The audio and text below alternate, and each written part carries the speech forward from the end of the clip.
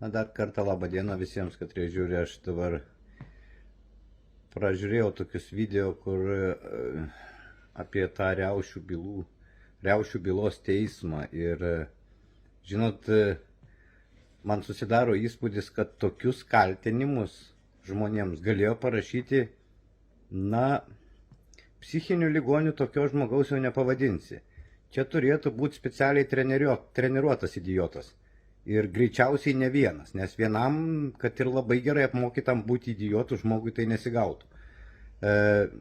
Manau, kad valdžia, klanas daro klaidą, jog tokių šio teismo posėdžių netransliuoja per televiziją.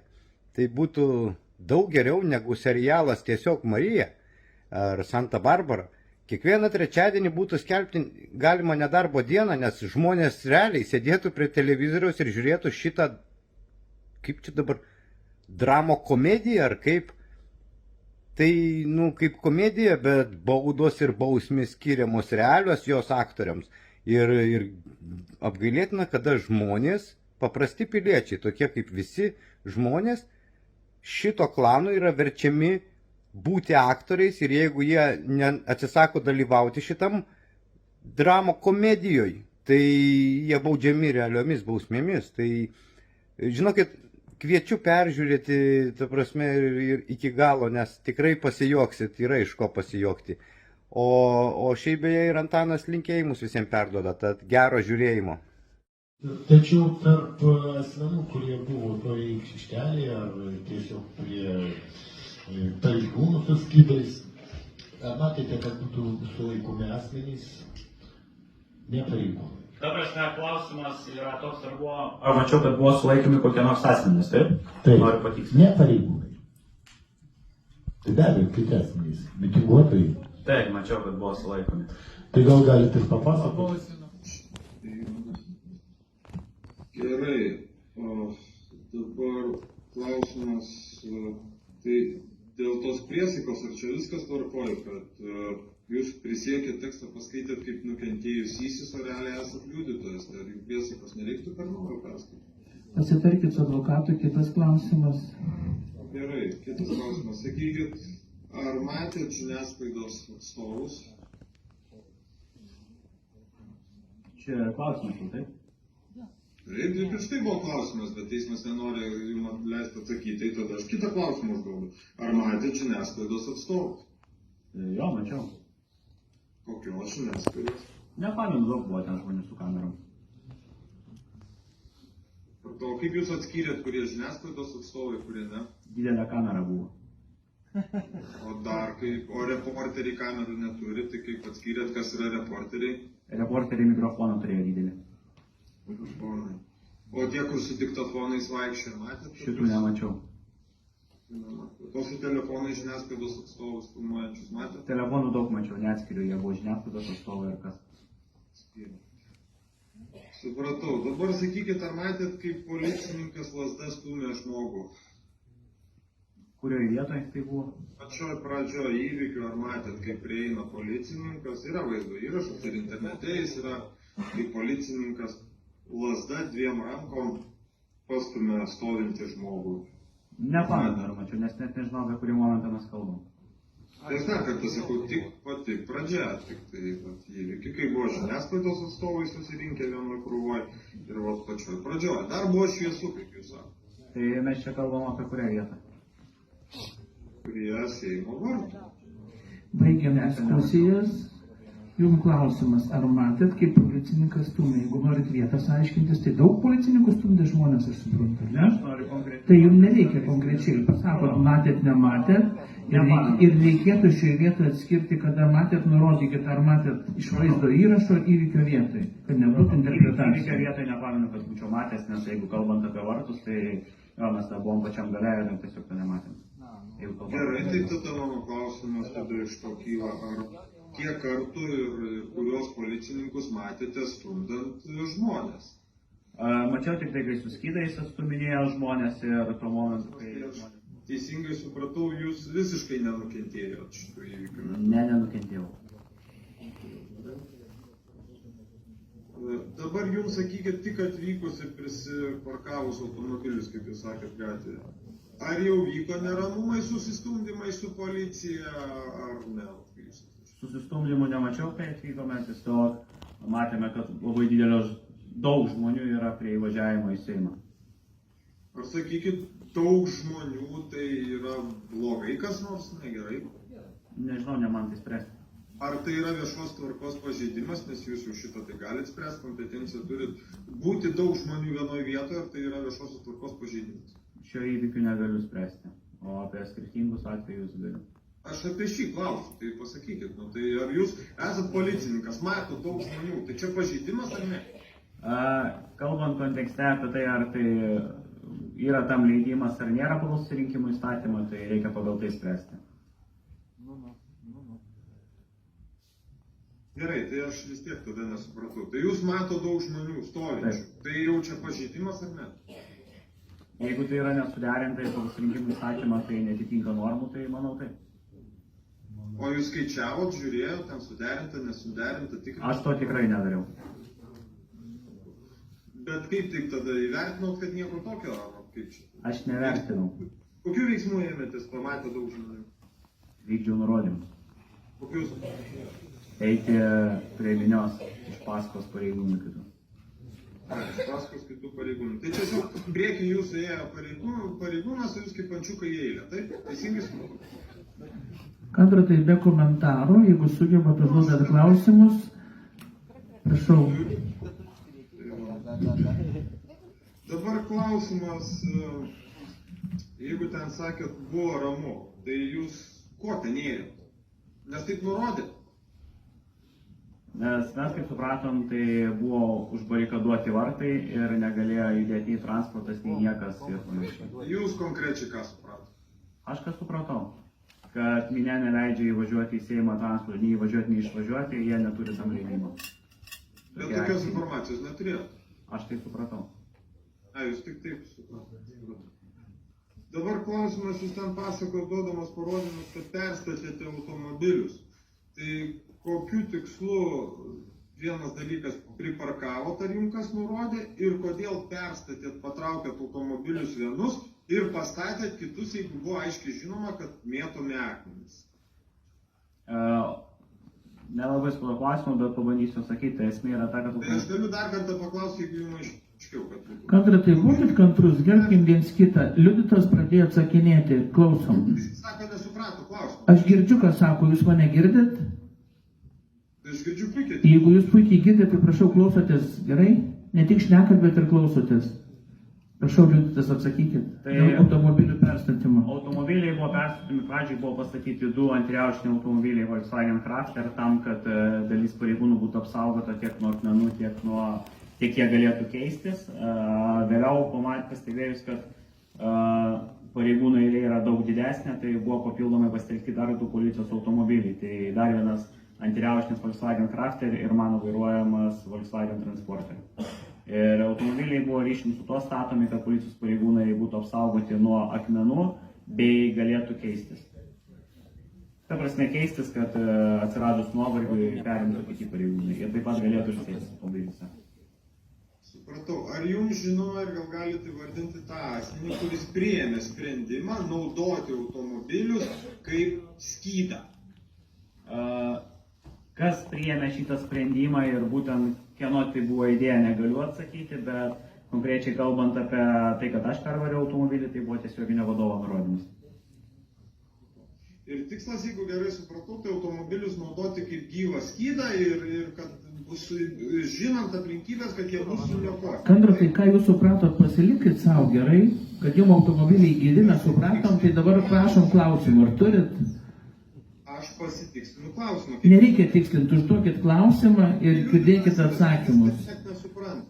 Tai žodžiu, automobiliai buvo naudojamas kaip gyvas, kaip skydas, taip? Kad nenukentėtų pareigūnai. Dabar taip, jūsų cituoja irgi parodymus šiandien duotus apie savo automobilį. Apgadino visas kitas metalinės dalis. Paaiškinkit, prašau, kas yra visos kitos metalinės dalys. Tai, ta prasme, variklis irgi apgadintas buvo. Aš apie kėbulą kalbu. Tai kėbulo dalis. Nu taip. Visas absoliučiai. Didžiąją dalį. Tos pusės, kur buvo akmenys. Ai, tai tik vienos pusės. Taip, kuri pusė buvo įminė. Supratau. Dabar niekas, daros neišgirdau ir paklausė, kai jūs sakėt, kad tą asmenį nulaužusi veidrodėlį.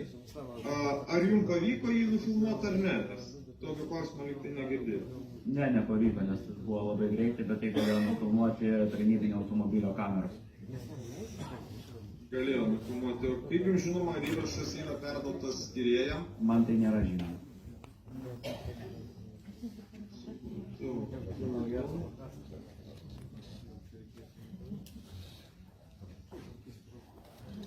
Dabar jūs kalbėjote apie asmenį žalia maikė ir raudonais kedais. Ar sakykit, tai buvo vienintelis asmuo iš visos minios, kuris avėjo raudonus kedus?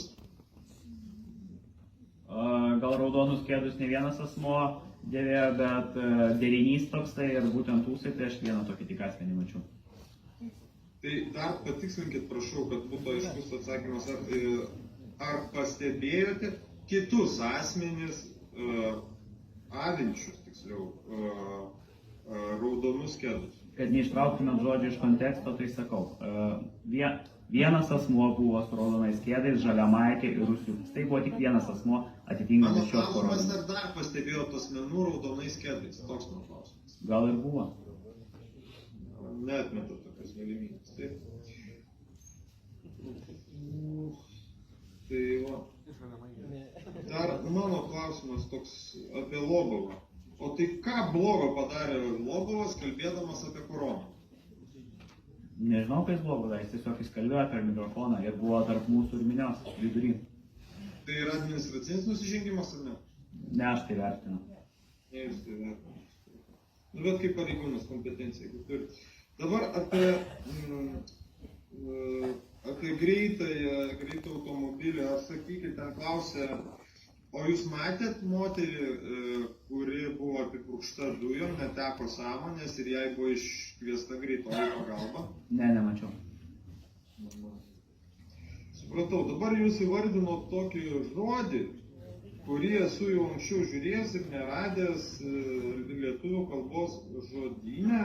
Jūs pasakėt fakas, tai kas tas fakas, ką čia reiškia? Paaiškinkit. Ačiū, kitas klausimas. O, ja. Ohoho. Man kaip nepatinka, ne? Šiaip lietuvių kalbos žodynė yra žodis BBC. Jo neroja. Kandratas, prašau, laikomės tvarkos. Jeigu žinot, kad yra toks žodis, tai kam provokuojat su klausimu, ar bus dar klausimų? Viskas tylos, prašau, salėj. Mes alkani, kantrybė baigėsi.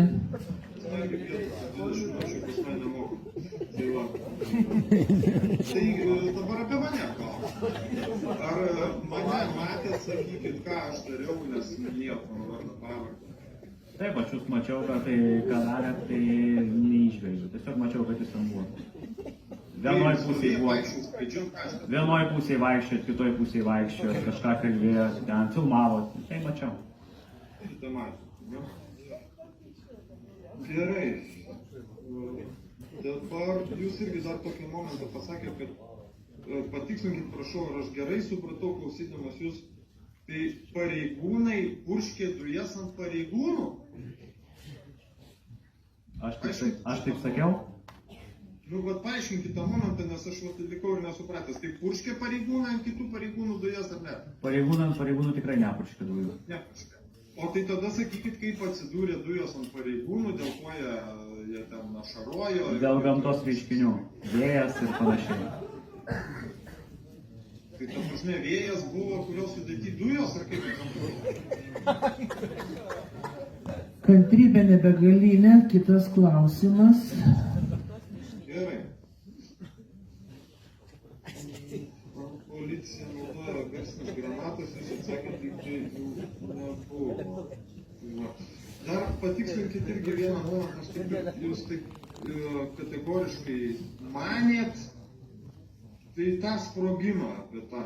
Tai kaip jūs nusprendėt, kad tai yra vis tik žmonių, o ne policijos garsinė granata, kurią įvardino irgi? Atsakytas klausimas, Kandru, tai rasit protokole. Kitas klausimas. Gerai. Dabar jūs paminėjot tokį irgi dalyką, cituoju, skriejo akmenys į greitąją pagalbą. Byloje nėra duomenų, kad būtų apgadinti greitosios pagalbos automobiliai. Paaiškinkit, prašau, šitą savo teiginį. Aš kalbėjau apie kryptį, kad skriejo ir į greitosios pagalbos automobilį, nes jis buvo... Kryptimi ta tiksliai, bet jų neapgadino. Nėra man žinoma, aš nemačiau pačių apgadinimo ar kažko. Ačiū, kad patikslinau. Todėl. Taip, toliau. Jūsų tas Winchesteris, sakykit, kuom konkrečiai buvo užtaisytas? Stumiamuoju smėliu. Stumiamuoju smėliu. Iš kokio atstumo jį galima naudoti? Kitas klausimas, nebuvo panaudojęs liudytojas savo Winchesterį. O sakykit, ar grasinote jį, ar sakėt kam nors, kad panaudosit? Ne, niekam. Bet rodėt, matė jį, kad jūs jį turite, ar jūs net jo neparodėt? Ar žmonės gal nematė?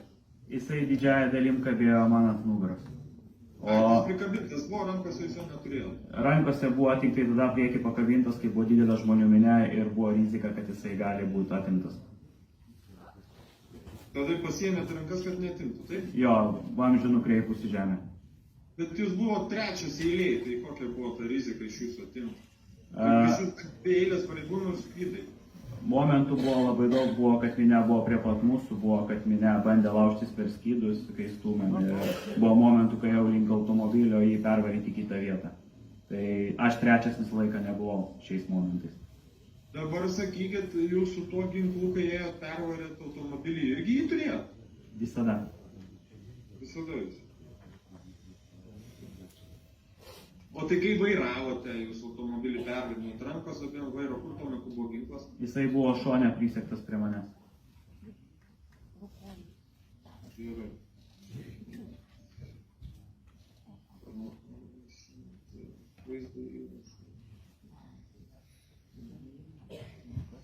Dabar sakykit vėl tą frazę jūsų nuversti Seimą. Jūs paaiškinot, kad jūs taip supratote. Sakykite, ar kokią matėt statybinę techniką, dar kažką Seimo nuvertimą? Statybinės technikos nemačiau. Kaip O jūs apie tada Seimą kalbėjau paaiškinot? apie instituciją. Ta prasme, tai grėsmė ne pastatui buvo nuversti Seimą. Tai tada kodėl atstumti žmonės, jeigu jie negrasina nugriauti pastatą? Šitą klausimą reikia užduoti nurodymus davusiems pareigūnams. Dabar jūs vėl duodamas parodymus šiandien sakėt, kad žmonės įspėjote išvesti vaikus. Ar jūs gal ir žmonėms sakėte, kad netrukus skries akmenys, nes yra toks vaizdo įrašas ir byloje ir viešoje erdvėje? Net negirdėjau to iš viso. Girdėjau. Ne. Gerai, ačiū, daugiau klausimų. Turiu dar klausimų, bet teismas neduoda paklausti. Ačiū Jums už supratimą.